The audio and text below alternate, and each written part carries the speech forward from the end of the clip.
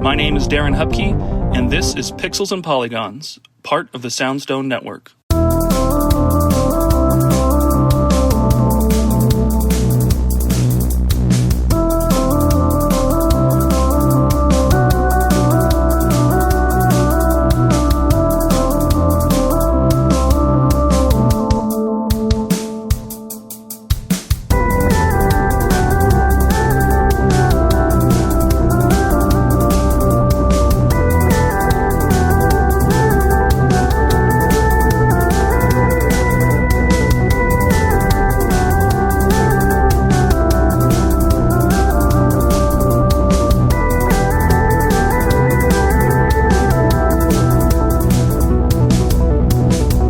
Welcome to a new episode of Pixels and Polygons. I am Darren Hupke, the host of the show.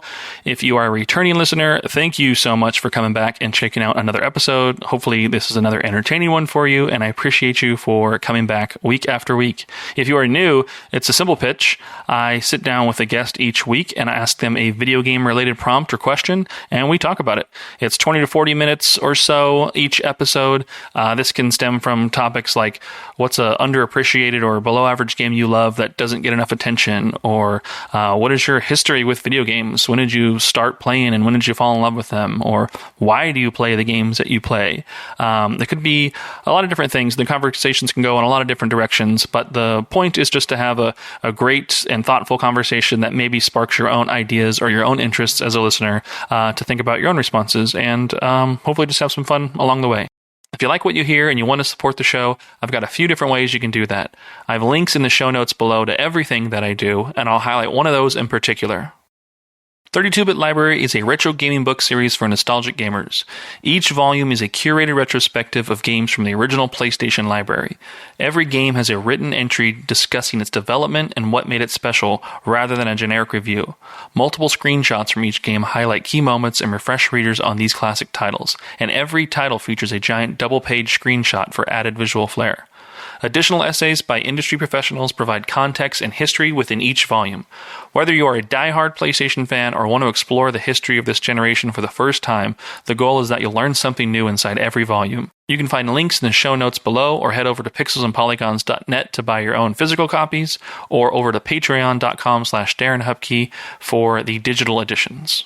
With that out of the way, we can start the episode right after an ad from one of our Soundstone Network partners.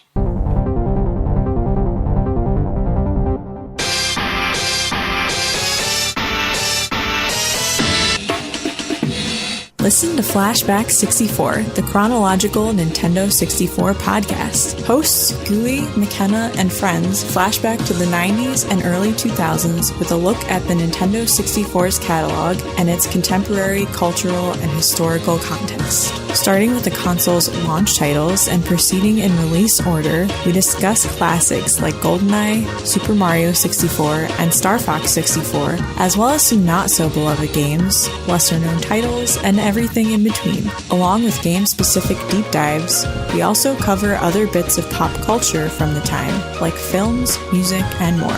Subscribe wherever you get your podcasts.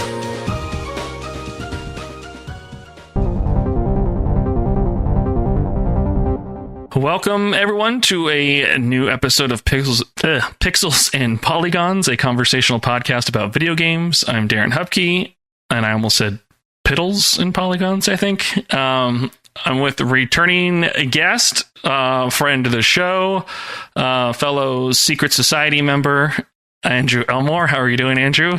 Hello. Happy to be back. I didn't call them the Goombas. I just referred to it as the General Secret Society, which is even cooler and better. I'm sure you agree. Which one of those is creepier? It's great. How are you doing? Held together with Elmer's glue and duct tape, but, other than that.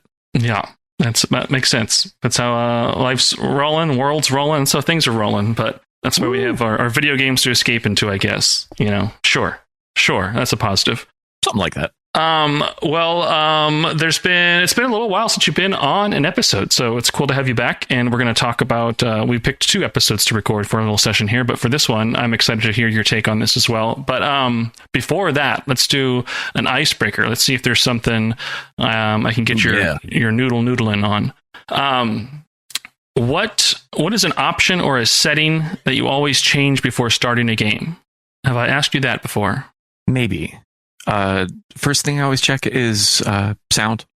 And, like HDR settings and all that stuff. Like most games will, modern games at least will run you through a lot of the accessibility stuff up front before even getting into the menus or anything like that. Mm-hmm.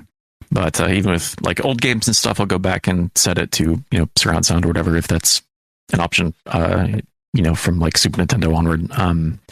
And other than that, it's just, little stuff like setting the like aspect ratio and stuff.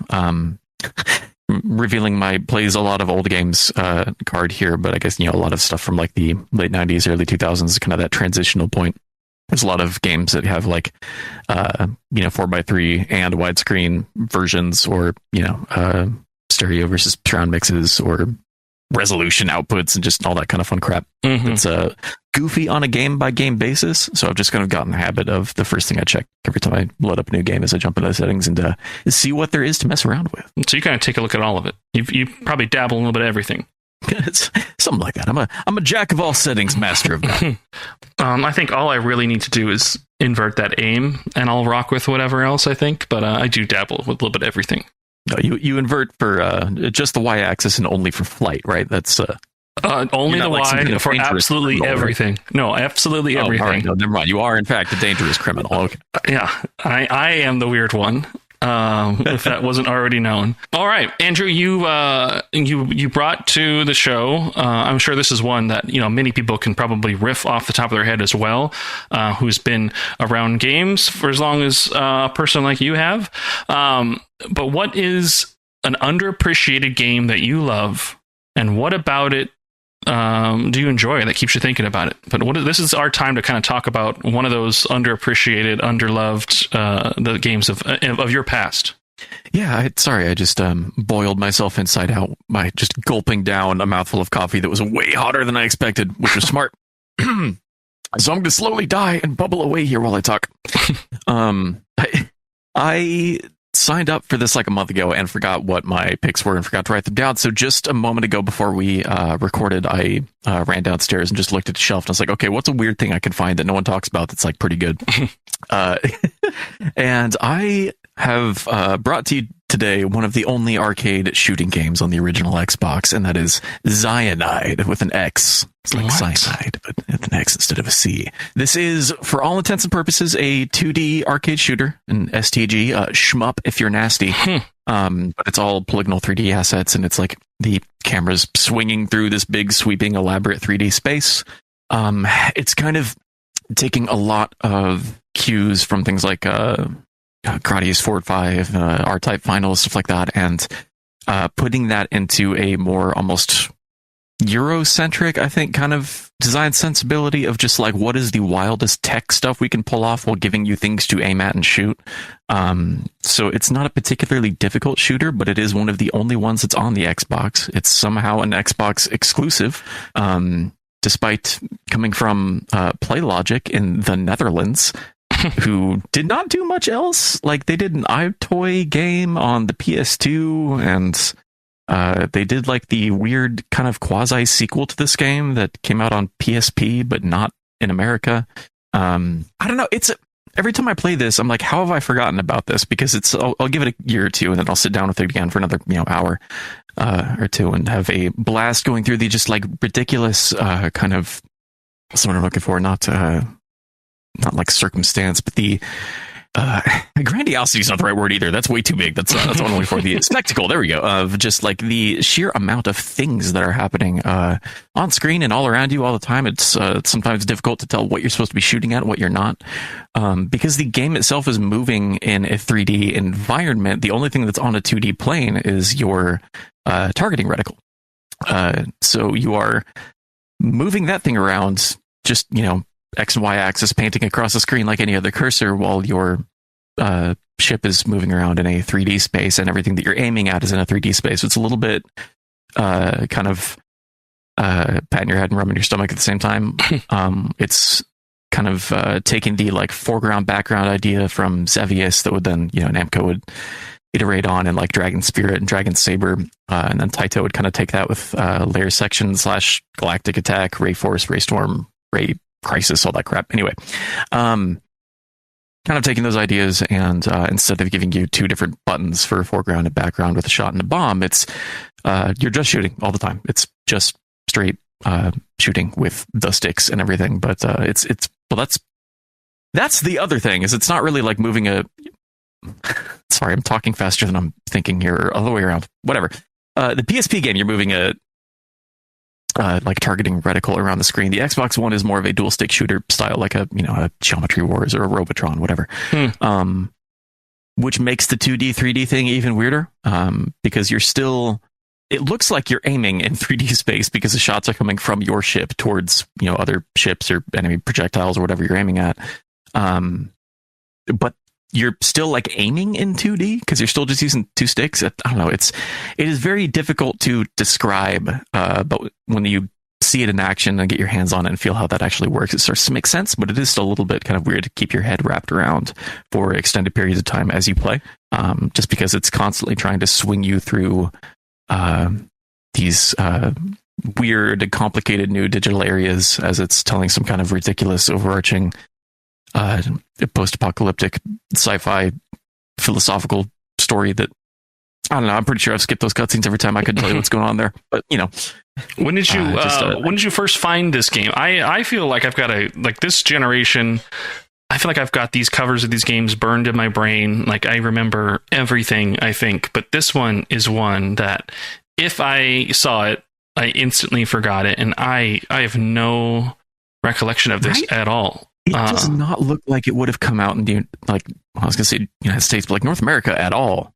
It's the company that published it out here was Evolve, who was doing stuff like B-Boy on PSP, and like they're porting some of the later like Jane's the fighter jet dogfighting games. They did like Power Drome on PS2. They published Malice, the what's her name? Alice in Wonderland. No, Malice was No Doubt. What's her? Gwen Stefani. Yes, there we go. that was her game. That was the game that Gwen Stefani starred in. If memory serves, for whatever reason. Yeah, that's the thing that existed. Anyway, that's the kind of like tier of odd thing that they were putting out for a while before they folded in under a decade. Battle Engine Aquila, that's another weird Xbox game. I guess I had a PS2 port too, but like, yeah, they did a lot of very strange, not super maybe notable stuff in terms of what they were putting out over here, but yeah, again, like just Cyanide is a game that has all of the like marks and appearances of a like weird Japan exclusive original Xbox game or a Euro exclusive PS2 game or something like that. But for whatever reason, we didn't get the sequel, but the original game on the original Xbox with its big old stupid only on Xbox stamp up there did in fact come out in the United States. I don't know. So I found this game. I think I was briefly, or like I was partially aware of it, just because I am an old Xbox guy and a shooters guy, like STGs. And there are very, very, very few on there, unless you're talking about like compilations of old arcade games and stuff like that. Otherwise, there's basically nothing on there for you except for like some Japan exclusive ports of what am I thinking? Like Cyveriar and like Shikigami no Shiro, some of those. But generally speaking, especially for North American releases, there's basically nothing. So this sticks out as a weird, like one of the only representations of a kind of niche genre on a platform that's kind of become weirdly niche over time. Obviously the Xbox was a drop in the bucket next to the PS2 in its day, but it was not exactly a obscure piece of hardware either, I don't think. But yeah, no, I found this game when I finally found it and played it, was because I found it at a local game store here like 4 or 5 years ago, probably. So it's not, I don't have a long, deep history with Cyanide, but the history that I do have has been one of fascinated bewilderment, I guess. It's a fun game. It's a good shooter. It's not incredible. It's not going to blow your mind. It's not, it's not Gradius 2 or anything, but it's fun and cool and weird and loud and just really visually impressive. It overlaps in your sphere because of it being a shooter and Xbox title, and then it being obscure just probably just jumped out at you to add it all up. It kind of makes sense. It's an Andrew coded game then. This Moby Games has some trivia for it. It does say that this was the final exclusive game released for the original Xbox. Wow, I would believe it. This was 2006, late 2006. Jeez. Yeah, I knew it was a late release. I didn't see that it was August of 2006. That's about a year after Microsoft pulled the plug on this thing. So yeah, you're not getting much. Basically, the moment the 360 came out, they just kind of stopped shipping anything on original Xbox. They kind of turned it burned real fast. Mm-hmm. So anything that came out after that is usually pretty low print runs, or just weird, like more obscure subgenres and niche interest stuff. Yeah, that's a fun one. I feel like I don't usually get stumped by some of these ones. At least have some type of inkling or memory of them and all that stuff. But this one passed me by. So I'll have to look up some gameplay videos of this and kind of check it out and everything. I've not been, I'm not the biggest shooter fan necessarily, just because I always like. That's one of those games where it feels like I'm disappointed in myself when I'm not good. If I fail a stage or I get to like the hard like levels and towards the end of it, if I'm just like dying too consistently, it's just like, all right, I'm not good, and I hate that I'm not good at this. So I just don't want to play any of these games. But I play other challenging things. Yeah, that's how they go. And that's the point of it. Yeah, so that's why I don't understand why I beat myself up on it. But literally, when moments like this happen, I do like walk away from some things. I mean, gosh, what's that big PS5? One of the few. Returnal. Like once you get into boss battles with that, and there becomes like a lot of like bullets flying at you and all that stuff, and becomes like obviously you can see their like shooter coded like DNA.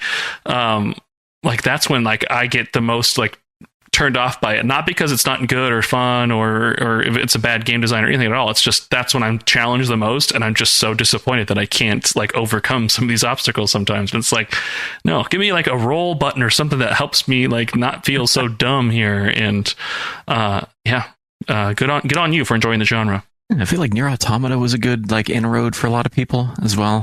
There's a lot of like very Danmaku coded minigame stuff in those throughout that game as well. That's one I've been told to try many a time, and I have yet to do so. One day maybe I will, but that's such a confusing series of games as well too, with its own history of games before it, and we crack my fingers to tell you about Drakengard 1 through 3, baby. Let's go. Yeah, like that's just how it's tied to those. I don't get it. And then the PS3 like original Nier, like I don't understand how that is now tied to the games that we're seeing, in like the PS4 era and everything. Like it's a strange series to all connected. That's some funky DNA. They are as a joke, they are barely connected. Like they're almost not connected at all. Yeah. That's what I've heard. That's what I've read. But yeah, it's still curious to just have them all in title or in spirit, whatever they attempted getting the connections of that. It's just kind of interesting. But that's a good question, actually. What is the entry level or foot in the door, or like what's the game you would recommend to somebody who wants to try playing like these shoot 'em ups? In your opinion, what I usually reach for first is Blazing Lasers on the TurboGrafx 16, because it is a lot of fun. You can get a lot of like cool powers, weapons, and abilities and stuff stacked up really fast, and it's not very difficult, at least compared to a lot of its peers. It will encourage you through it. A lot of the kind of 8 and 16-bit stuff is either going to be on the like really brutal arcade side, or it's going to be on the more like home console, like compile side of things, where they're trying to give you something to like chew on for a while. Mm-hmm. So yeah, usually the one that I reach for is Blazing Lasers, aka Gunhead. Granted, that is also like, old and not readily accessible. Trying to think what would be an easy thing for someone to grab now.